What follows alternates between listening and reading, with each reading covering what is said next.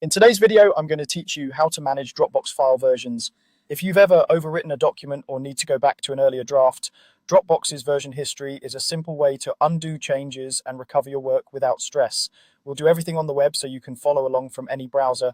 Start by going to dropbox.com and signing into your account. Once you're in, you'll land in your files view.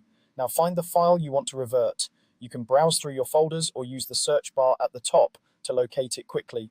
Version history applies to individual files, including those in shared folders, as long as you have the right permissions to view or edit them.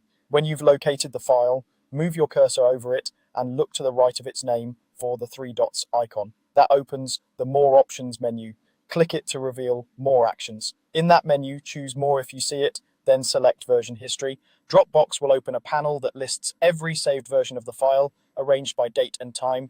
You'll also see who made each edit, which is especially helpful on shared projects. Take a moment to scan the entries. You can click a version to preview details, compare timestamps, and make sure you're selecting the exact draft you want to bring back. Once you're confident, hover over the version you want and click Restore.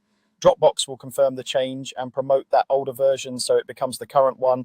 This doesn't erase your other versions. The previous current version remains in the history, so you can repeat the process if you ever need to switch again. A few quick tips to keep things smooth. If version history doesn't appear, you may be looking at a folder instead of a file, or you might not have edit access to that item. Also, how far back you can go in history can vary depending on your plan and settings, so the list you see may differ from someone else's. Consider previewing a version before restoring to avoid toggling back and forth. And after restoring, it can help to add a short note or update the file name so teammates immediately recognize you've rolled back to a specific draft. That's all there is to it on the web. Sign in, find your file, open the More Options menu, go to Version History, review the timeline, and restore the version you need. With this approach, recovering work and correcting mistakes takes just a few clicks. Thanks for watching.